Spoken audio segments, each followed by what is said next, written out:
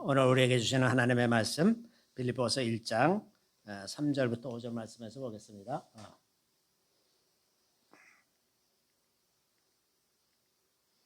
빌립보서 1장 3절에서 5절 말씀 우리 다 같이 읽겠습니다. 내가 너희를 생각할 때마다 나의 하나님께 감사하며 간구할 때마다 너희 무리를 위하여 기쁨으로 항상 간구함은 너희가 첫날부터 이제까지 복음을 위한 일에 참여하고 있기 때문이라. 아멘. 저는 오늘 이 말씀으로 공동체 안의 기쁨과 감사라는 제목으로 잠시 말씀을 나누고자 합니다. 이 빌립보서는 바울이 로마 감옥에 갇혀 있을 때 AD 약 61년에서 63년 사이에 작성한 편지라고 알려져 있습니다. 이게 이제 빌립보 교회라는 곳이 마케도니아 지방에서 제일 처음, 그러니까 소아시아에서 유럽으로 넘어간 제일 처음 개척한 교회가 빌립보 교회였죠. 그런데 이 빌립보 교인들이 사도 바울이 여행하는 도중에 계속해서 쓸 것을 공급하고 이런 일들을 해왔어요. 그래서 그거에 대해서 바울이 감사하는 편지를 드리는 거죠. 빌립보 교회가 세워진 게 이제 AD 약 50년경이었으니까 대략 한 10년 내지 한 13년 정도를 계속해서 서포트했다는 얘기죠. 여기 이제 사도행전에 읽어보면 그 루디아라는 자주장사가 이제 첫 제자가 되고 또 그 귀신 들려갖고 그 점치는 여자에게서 그 귀신을 쫓아내니까 난동이 났잖아요. 난동이 나서 이제 그 바울 일행이 옥에 갇혔다가 거기서 찬양하는데 옥터가 열리고 이제 간수가 깜짝 놀라서 자살하려다가 이제 바울이 만류해갖고 그 사람도 가서 집에 가서 이제 다 씻기고서 세례받고 이랬던 역사 잘 알죠.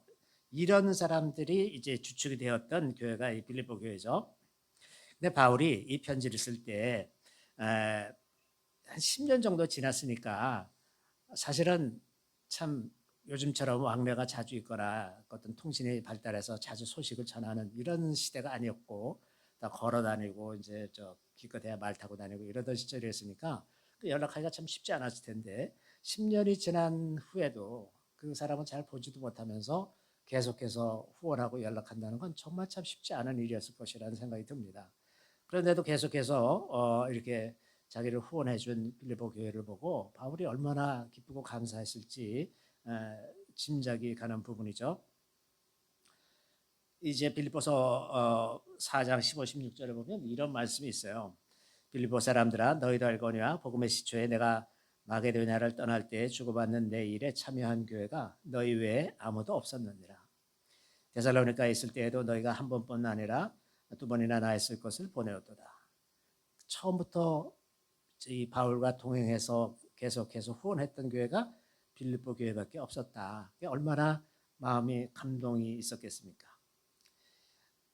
처음으로 듣는 복음을 받아들여서 그 복음에 따라서 그들의 삶이 변화되고 그 복음을 또 다른 사람들에게 나눠주는 일에 자기네가 또 기꺼이 참여하고 이러는 상황이 굉장히 감격스러웠을 것 같습니다.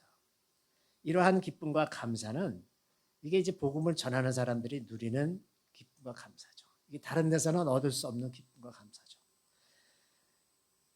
재물이 아무리 많아도 혹은 뭐 영예가 높아진다고 하더라도 이런 기쁨과 감사를 누릴 수는 없을 것입니다. 우리에게는 사람을 변화시킬 능력이 하나도 없습니다. 사람이 다른 사람을 변화시킨다는 건 거의 불가능에 가깝죠. 그런데 복음은 사람을 변화시키잖아요. 이게 정말 놀라운 일입니다. 아까 우리 유진자매님 간증도 그렇지만 사람들이 갖고 있던 그 마음의 상처들, 깊은 내용들이 사람으로서는 그게 안 되죠. 그 심리학에서 상담을 많이 하더라도 그게 한계가 있어요. 거기를 넘어가지 못합니다. 그런데 하나님께서는 그걸 단숨에 다 해결하시거든요. 그 많은 말도 필요 없어. 하나님은 아주 말도 간단하게 하세요. 제가 예전에 이제 구학 스터디를 하고 이럴 때 한 선교사님이 이제 상담을 하시다가 이번에 장로님한테 가서 기도를 좀 받으면 좋겠다. 그러면 이제 많은 선교사들을 모시고 왔어요. 그래서 제가 가서 기도를 해드리고 그러면 하나님은 그 많은 말씀도 안 하세요. 그 자리에 그 상황에 딱 맞는 딱 한마디 말씀하시고 내가 너를 사랑한다. 별거 아닌 것 같은 말이잖아요. 내가 너를 사랑한다. 그러면 대부분의 선교사님들은 그 자리에서 통곡을 합니다. 통곡을 해요. 엉엉 울고 속이 다 풀려서 가요. 간단합니다. 하나님은 너무나 간단하게 우리를 근본적으로 변화시키는 분이시거든요.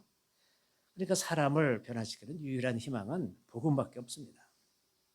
그런데 제게도 이런 놀라운 기쁨이 있었죠. 바로 여러분이 제게 말할 수 없는 기쁨이었다는 것을 솔직히 고백할 수밖에 없습니다. 지난 10년 동안 함께 해주신 여러분들께 진심으로 감사드립니다. 그런데 이게 좀 더 크게 보면 이 공동체 안에 있는 이러한 기쁨과 사랑 이런 것은 내 이웃을 내 몸과 같이 사랑하라는 계명에서 나오는 것이죠. 늘 그러하듯이 하나님의 모든 계명은 사람을 위해서 기록한 것입니다. 하나님을 위해서 기록한 게 아니야. 그 계명을 시킨다고 해서 하나님이 이익 보는 거 하나도 없어요. 그 사람을 위해서 기록한 거예요. 그러니까 그 말씀대로 하면 누가 유익이 되느냐? 그 사람이 이익을 보는 거예요. 사람이. 이웃을 사랑하는 것도 마찬가지입니다. 이게 이웃을 사랑함으로써 누가 유익이냐? 사람이 유익을 보기 때문에 그렇습니다. 여기 마태복음 22장 39절에 보면 둘째도 그와 같으니 내 이웃을 내 자신같이 사랑하라 하셨으니 이런 말 이제 어떤 율법사가 와서 예수님께 가장 큰 계명이 무엇입니까? 그랬더니 마음을 다하고 목숨을 다하고 뜻을 다하여 주 너의 하나님을 사랑하라. 둘째는 그와 같으니 이제 그러면서 이 말씀 하시는 거죠. 그런데 이 말씀을 가만히 생각해 보면 여기 우리가 이웃을 사랑하는데 어떤 한계를 부여하고 계시다는 것을 짐작할 수가 있습니다. 그 말씀이 뭐냐면 내 자신같이라는 거죠. 내 자신같이. 여기 이제 헬라어로 호세안토스, 세안톤, as yourself 이런 말입니다. 그러니까 우리가 우리를 사랑하는 것 이상으로는 사랑할 수가 없어요. 우리가 우리를 사랑하는 것 이상으로 이웃을 사랑하는 것은 불가능합니다. 다시 말해서 만약에 내가 나를 사랑하지 않으면 나는 사실은 이웃도 사랑하지 않습니다. 예전에 어떤 목사 사모님이 저한테 기도를 받으러 왔어요. 어떤 집회가 끝나고 저한테 와서 기도를 해달라고 해서 기도하는데 주님이 하시는 말씀이 이 사람이 용서 못하는 사람이 있다 그렇게 말씀하시는 거예요. 그래서 제가 이제 혹시 용서하지 못하는 사람이 있습니까? 그랬더니 제가 곰곰 생각해 보더니 없대요. 자기는 용서하지 않는 사람이 없다. 그래서 제가 딱 그때 무슨 생각이 들었냐면 혹시 사모님 자기 자신을 용서하지 못한 것 아닙니까? 그랬더니 갑자기 팍 솟으라치면서 자기가 그렇다는 거예요. 그래서 제가 이제 얘기하기를 하나님이 당신을 사랑하시는데 내가 나를 사랑하지 못하면 누가 더 높은 겁니까 지금? 하나님이 괜찮다 그러시는데 나는 안 괜찮다 그러는 사람 누가 문제입니까 지금? 그렇게 이게 하나님을 믿는다면 누구 말에 복종해야 되는 겁니까? 자기를 사랑하는 것도 하나님이 나를 사랑하기 때문에 내가 나를 사랑하는 거예요. 내가 무슨 사랑할 만한 그런 괜찮은 사람이어서가 아니라 하나님이 나를 사랑하시니까 나도 나를 사랑하는 거예요. 그러고 나서 회개하고 이제 다 자기 자신을 용서하고 그러고 이제 본교회로 가셨죠. 그 목사님이 한 달쯤 지나서 전화를 하셨어. 장로님 이제 살 것 같습니다. 우리 사모가 그동안에 교인들을 너무 괴롭히다가 자기도 사랑 안 하니까 남들도 사랑 못 하는 거야. 자기 기준에 안 맞으면 다 정죄하고 뭐 야단치고 이러다가 자기가 자기를 사랑하게 되니까 교인들도 다 사랑하게 되는 거야. 그래서 목사님이 살 것 같대 이제.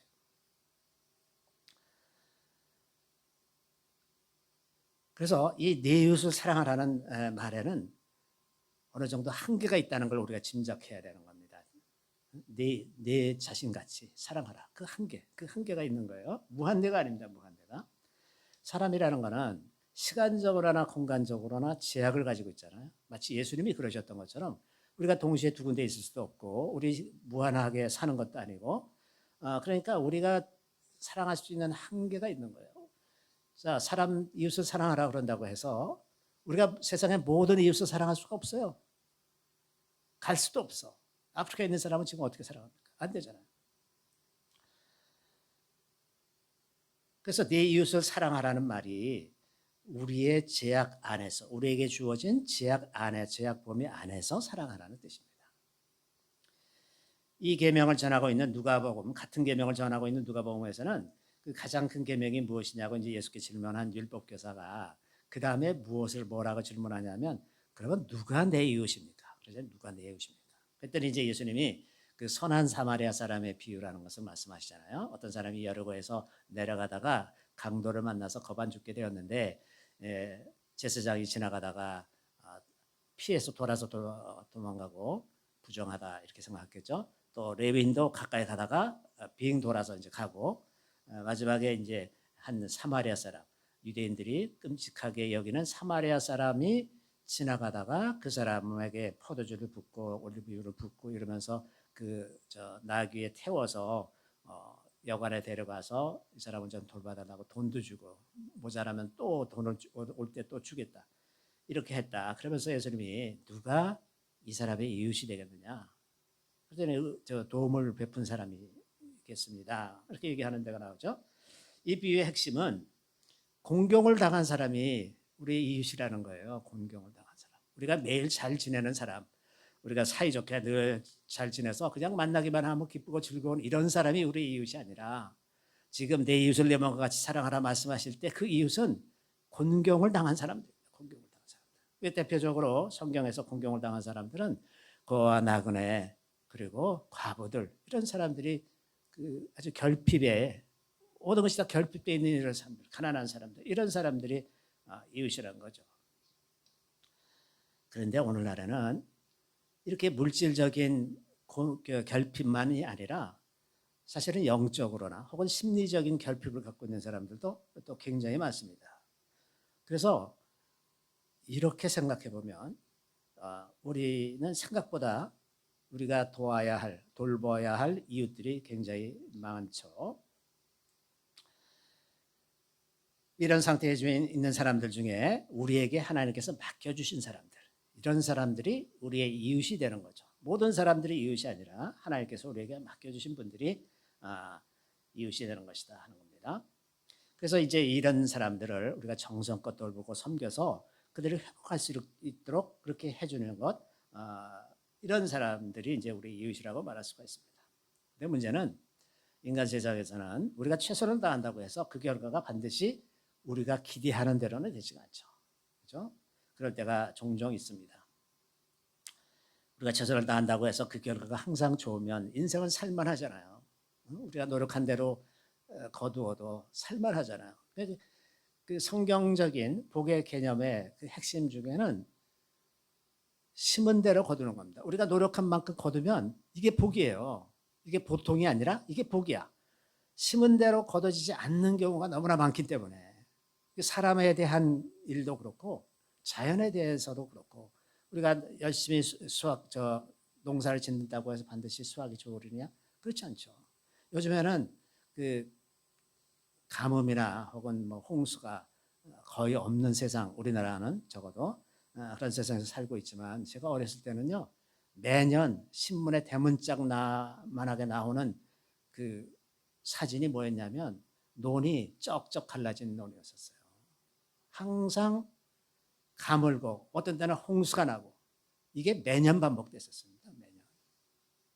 우리나라가 소양댐 짓고 팔당댐 짓고 이런 댐들을 져서 나라를 어떻게 많이 바꿔놨는지 지금은 전혀 그런 얘기 없잖아요. 그 덕분입니다. 그런데 원래는 그렇지 않았어요. 감당할 수 없는 수준의 사람들이 항상 있기 마련입니다. 제가 예전에 어떤 그 조현병 환자를 2년 동안 매주 만나서 기도했어요. 2년 동안 만나기도 하고 가끔은 전화로 기도하기도 하고 거의 2년을 했어요. 근데 제가 제 능력으로는 감당이 안 돼. 2년이 지나 보니까 너무 지치고 힘들고 본인의 의지가 있어서 무슨 소리가 들리고 뭐 이럴 때 그것을 극복하고 이건 아니야. 그러고서 다른 생각을 스스로 선택을 해야 되는데 이게 안 돼.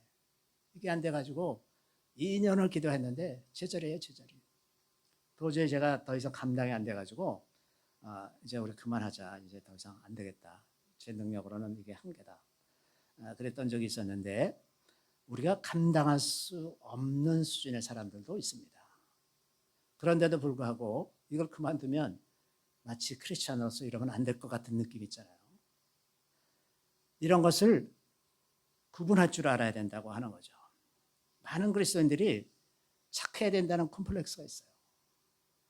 그래서 아주 끝까지 아주 지치도록 하다가 양쪽 다 지쳐버리는 그런 경우도 있는데, 또 이제 우리가 혹시 내가 이렇게 행동하면 그리스도인에 대한 이미지가 나빠지지는 않을까, 이런 걱정도 하게 되고, 이런 컴플렉스가 상당히 많이 있단 말이에요. 그런데 우리가 주님의 경우를 가만히 생각해 보면 반드시 그렇게 생각할 건 아니다. 우리가 과도하게 그런 컴플렉스를 가지고 사는 것은 아닌가, 이런 반성을 좀 할 필요가 있다고 하는 겁니다.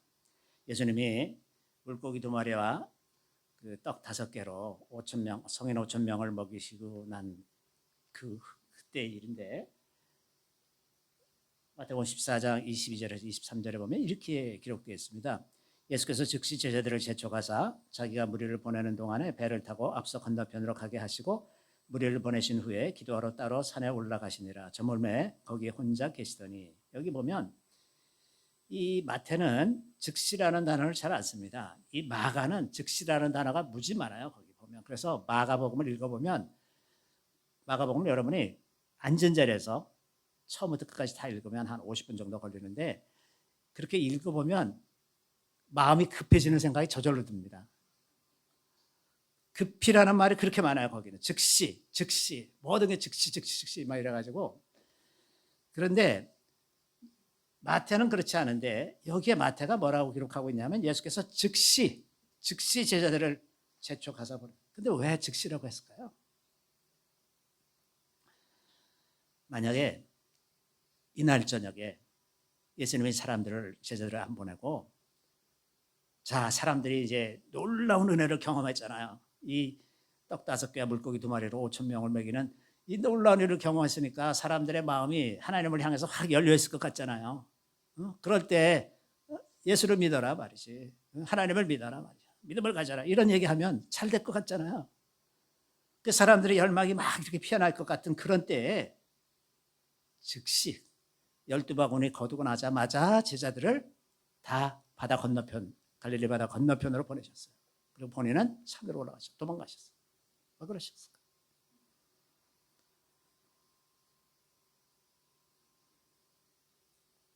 사람들이 동요하고 제자들과 예수님을 붙잡으려고 하는 그 순간에 다 떠나 보내셨다고 하는 거예요. 밤새 예수님이 그 사람들과 앉아서 복음을 이야기하고 하나님 나라를 얘기했으면 사람들이 더 잘 믿었을까요? 요한복음에 보면 이 다음 날의 기사가 나옵니다. 오병이어로 많은 사람들을 먹인 다음 날에 대한 기사가 요한복음 6장에 기록되어 있는데, 그 다음 날 이제 많은 유대인들이 다시 예수님을 만나러 왔어요. 가면 또 먹을 것이 있을까 해서 왔어요. 이 당시의 상황은 요아킴 예레미야스라는 학자가 그 당시에 예루살렘에 대해서 굉장히 많은 연구를 했는데, 대부분의 사람들은 90% 사람들은 하루 한 끼 먹는다. 하루 한 끼. 그러니 가서 배불리 먹을 수 있는 그 기회가 있다면 왜 안 가겠습니까? 그 아침부터 몰려드는 거예요. 저 사람들이 몰려드는데 보니까 예수님이 안 계셔. 근데 어저께 분명히 여기 배가 있었는데 없어진 걸 찾고서 이 사람들이 이제 옮겨가는 거예요. 옮겨가가지고 가버나움에 가서 예수님을 만나게 됐어요. 그랬더니 예수님이 떡 줄 생각은 안 하시고 그때 아주 어려운 설교를 하십니다. 내가 생명의 떡이니 이 떡을 먹는 자마다 죽지 않고 영원히 살 것이라고. 아니 지금 떡을 먹어야 되는데 왜 무슨 이상한 얘기만 하고 도대체 알아들을 수 없는 얘기, 무슨 어려운 얘기, 왜 예수님이 이렇게 또 어렵게 얘기하셨을까? 이 자리에 좀 쉽게 사람들이 알아들을 수 있게 해주셨으면 더 좋았을 텐데 그렇게 안 하셨어요. 그래서 계속 이제 어려운 얘기를 하다 보니까 사람들이 하나 둘 이제 예수님을 떠나기 시작합니다. 아예 오늘은 글렀네. 그러고서 이제 갔어요. 그리고 가까운 제자들마저 예수님을 떠나기 시작했습니다. 그랬더니 예수님이 남은 제자들을 보고 너희도 가려느냐? 그렇게 말하죠. 그랬더니 이제 생명 말씀이 여기 계시는데 우리가 어디로 가겠습니까? 베드로가 이렇게 얘기하죠. 근데 만약에 우리가 보통 생각하는 것처럼 그 사람들을 계속해서 돌보고 그랬으면 한 번에 몇천 명 되는 교인을 얻을 수 있지 않았을까? 얼마나 멋진 일이에요. 이게 수없이 많은 사람들이 예수님을 따라다니고 예수님이 어디 가시는지 그냥 큰 무리를 이루어서 다니고 이러면 좀 멋져 보일 것 같지 않나요? 예수님이 그들이 다 하나하나 다 떠나갈 걸 알고서도 하실 말씀만 하시는 거예요. 이런 말씀도 하셨어요. 내 살을 먹고 내 피를 마시는 자는 영생을 가졌고 마지막 날에 내가 그를 다시 살리리니 내 살은 참된 양식이요 내 피는 참된 음료로다. 이런 말을 하니 도대체 무슨 말인지 모르겠네. 그러고서 다 떠났죠. 복음에 관심이 없던 사람들은 이 언덕을 넘어가려고 하지 않습니다. 그냥 가는 거예요. 어떻게 보면 예수님이 이 사람들을 포기했다고 말할 수도 있어요. 그냥 너희들을 믿는 수준에서 포기하고 간 겁니다. 또 예수님이 많은 사람들의 병을 고치셨잖아요. 한 번은 가버나움에서 베드로의 장모의 열병을 고쳐주니까 사람들이 그 문 앞에 벌떼같이 그냥 몰려들어가지고 새카맣게 둘러쌌어요. 그 제자들이 이제 그 다음날도 보니까 사람들이 또 병 고치러 많이 왔어. 그 제자들이 많은 사람들이 주님을 찾습니다. 그랬더니 주님이 뭐라 그러시냐면 이르시되 우리가 다른 가까운 마을들로 가자. 거기서도 전도하리니 내가 이를 위하여 왔노라 하시고. 아니 지금 사람들이 밀려 있고 지금 줄 서서 기다리고 있는데 아니 다른 데로 가자 그러면 이 사람들은 또 어떻게 되는 겁니까? 이게 그리스도인으로서 할 일 같아요 이게? 근데 예수님 그렇게 하셨어요. 내버려 두고 다른 데로 내가 이 일을 위해서 왔다. 사람들이 몰린다고 해서 자기 일을 하시는 거에 소홀함이 없으셨습니다. 주님은 다른 사람들의 필요도 있지만 자기가 해야 할 일도 있어요. 그거를 택해서 가는 겁니다. 또 많은 환자들을 버려두고 가셨어요. 바울에게도 감당하기 어려운 사람들이 있었습니다. 디모데전서 1장 20절에 이런 말씀이 있죠. 그 가운데 후메네와 알렉산더가 있으니 내가 사탄에게 내준 것은 그들로 훈계를 받아 신성을 모독하지 못하게 하려 합니다. 우리 생각에는 우리가 알게 된 사람, 믿게 된 사람 이런 사람을 끝까지 책임지고 최선을 다해서 해야 된다고 생각하잖아요. 왜 바울은 알렉산더와 후메네오를 끝까지 책임지지 못했을까? 왜 좀 더 노력하지? 아마 오늘날 같았으면 이런 비난이 아주 수도 없이 많았을 거예요. 네가 그러고도 크리스찬이냐? 너 왜 그 사람을 포기해? 왜 사탄에게 내어줘? 근데 바울이 이렇게 했어요. 아마 사탄에게 내어줬다는 것은 제가 짐작하건대요. 이건 짐작이에요. 이 사람들을 위한 중보를 더 이상 하지 않는 거예요. 그러면 이 사람들은 기도의 보호망이 없기 때문에 자기가 짓는 죄에 따라서 그 악한 영들이 마음껏 그 사람들을 유린하죠. 그러다 보면 멸망의 길로 갈 수밖에 없어요. 아마도 그렇게 된 것이 아닌가. 근데 이 사람들이 구리세공업자 알렉산더가 내게 해를 많이 입혔으며 주께서 그 행한 대로 그에게 갚으시니. 믿게 된 사람인데 와서 계속 해를 입혀. 그래서 참고 기다리고 기도하고 막 이렇게 하는데 도저히 더 이상 안 되겠어. 그래서 사탄에게 내어줬다는 이야기를 하는 거죠. 우리 인생 중에도 종종 우리가 더 이상 감당할 수 없는 그런 사람들이 있곤 합니다. 아주 평생에 이런 사람들 꽤 많이 만나요.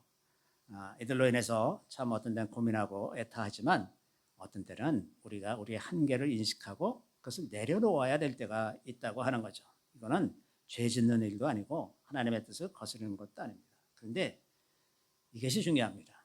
다만 우리가 이것을 정말 최선을 다했는가? 우리가 할 바를 다 하고 더 이상 감당할 수 없어서 내려놓는 것인가?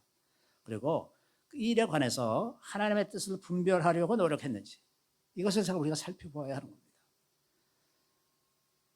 우리는 이런 것을 판단하기가 너무 어려워요. 어떤 사람들은 정말 사랑받지 않은 사람, 아까 야쿠자 얘기도 하시고 그랬는데 사랑받지 않은 사람인데 회심해서 구원받는 그런 사람들도 있는가 하면 잘 믿을 것 같은데 절대로 안 믿는 사람도 있는가 하면 평생 안 믿는 사람이 있어요.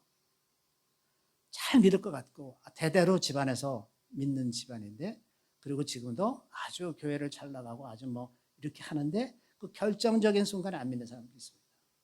근데 그게 평생 가요.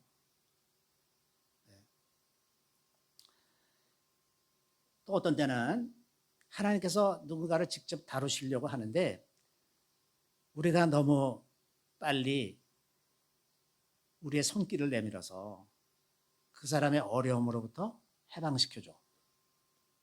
그러면 우리는 선한 일을 한 것 같아서 기쁘지만 하나님이 보시기에는 하나님의 일을 방해한 거잖아. 우리가 그 타이밍을 알 수 있게 된 말이죠. 타이밍 알 수 없어요.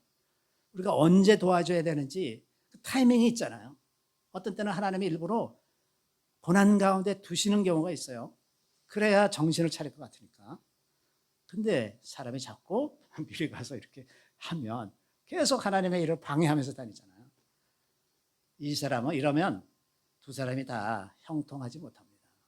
한 사람은 방해를 해서, 한 사람은 훈련이 덜 돼서. 그러니까 이 알맞은 타이밍을 할 수 있는 분별력, 그 사람에 대한 분별력, 이거는 성령을 의지해서 할 수밖에 없습니다. 그렇지 않으면 다 실패할 수밖에 없어요. 제가 최근에 유튜브에서 20세기의 그 최고의 변증가라고 하는 C.S. 루이스가 정리한 이런 내용을 받고 참 정리를 잘했다 하는 인상을 받았어요. 그래서 그 견해를 잠시 소개하고 싶은데 이렇게 제목을 달았어요. 그리스도인이 돕지 말아야 되는 7 유형의 사람들. 이런 게 있어요. 근데 첫 번째, 회개하지 않는 사람. 이런 사람들과는 거리가 필요하고 하나님의 다루심에 맡겨야 된다. 회개하지 않는 사람하고 가까이 지내려고 하지 필요가 없다는 거죠. 물론 이것도 아까 말씀드린 것처럼 다 성령으로 구분을 잘 분별을 해야 된다는 전제하에서 말씀드리는 겁니다. 두 번째는 다른 사람을 조종하고 통제하려는 사람들. 조종하고 통제해서 자기 마음대로 하려고 하는 사람들. 세 번째는 분열을 일으키는 사람들. 이게 이제 또 네 번째는 에너지를 소모시키는 사람. 자기 에너지를 지나치게 빼앗는 사람. 제가 아까 조현병 환자를 얘기했잖아요. 너무 힘들어. 더 이상 할 수가 없어. 이런 사람들. 그 다음에 이제 당신을 하나님 자리에 두는 사람. 이게 재밌어요. 무슨 일이 있으면 자기가 먼저 하나님께 기도하고 그럴 것이지 꼭 뭐 나한테 와서 물어본다거나. 그래서 막 이렇게 하면서 자기는 아무것도 안 해. 이런 사람하고 가까이 하지 말라는 거예요. 당신은 하나님 자리에 두는 사람. 그 다음에 이제 알면서 불순종하는 사람. 이런 사람들도 꽤 많습니다. 특히 믿는 사람들 중에 오래 믿었다고 하는 사람들 중에 가계를 자랑하고 전통을 자랑하는 이런 사람들 중에 많습니다. 알면서 불순종하는 사람. 그 다음에 하나님의 부르심을 가로막는 사람. 내가 하나님의 일을 하려고 하는데 에이 그거 하나님 뜻이 아니야. 뭐 이러면서 못하게 만드는 이런 사람들 있잖아요. 그럼 아브라함이 하나님의 명령을 따라 고향과 친척과 아비 집을 떠나려고 하는데 그걸 막는 사람이 있었다. 그러면 이런 류에 속하는 거죠. 이런 사람들에게서 떠나라. 이런 사람을 더 이상 도울 필요가 없다. 이제 이런 말을 하는 겁니다. 자, 다시 한번 말씀드리면 이런 것들은 지내봐야 알 수 있는 일이에요. 미리 알 수가 없어요. 이게 성령의 도우심을 받아서 그 사람에 대한 분별력 그리고 또 그 타이밍에 대한 분별력 이걸 반드시 가져야 되는 겁니다. 가져야 바르게 이웃을 도울 수가 있어요. 그렇지 않으면 그 돕는 것이 다 실패하는 거죠. 무엇보다도 주님께서 우리에게 원하시는 게 인내 아닙니까? 인내. 그 사람에 대해서도 오랫동안 인내하는 거예요. 오랫동안 인내하는데 충분히 참고 기다려야 되는데 더 이상 어떻게 할 수 없는 그런 상황이 될 때 성령을 의지해서 잘 분별해서 성령께서 원하시는 대로 결정할 수밖에 없다고 하는 것입니다. 영적인 혼란과 어둠이 깊어지는 이 시대에 우리에게 필요한 것, 정말 절실하게 필요한 건 성령의 조명입니다. 그렇지 않으면 우리가 제대로 살 수가 없습니다.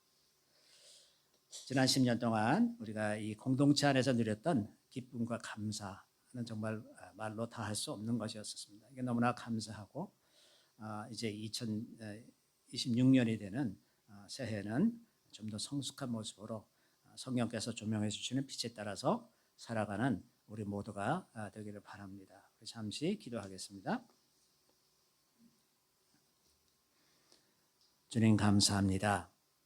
주님께서 저희들에게 이웃을 사랑하라고 말씀하셨는데 이 말씀에 순종하지 못한 것 있으면 다 용서하여 주시고 이제 2026년 새해를 맞이하면서 우리가 좀 더 마음을 굳건하게 세우고 성령의 이끄심을 따라서 바르게 이웃을 사랑하고 바르게 주님께로 이끌어서 놀라운 많은 열매들을 거둘 수 있도록 도와주시기를 간절히 바라고 원합나이다. 주님을 찬양합니다. 우리가 알지 못하는 것, 헤아리지 못하는 것까지 성령의 도우심으로 다 알게 하시고 때를 알게 하시는 것을 주님 감사드리옵나이다. 주님, 우리가 여기서 벗어나지 아니하고 이 안에서 더 성장하고 더 거룩하고 더 정결하여져서 주님께서 원하시는 삶을 온전히 이루는 2026년이 되게 하여 주시기를 우리 구주 예수 그리스도의 이름으로 감사하며 기도드리옵나이다. 아멘.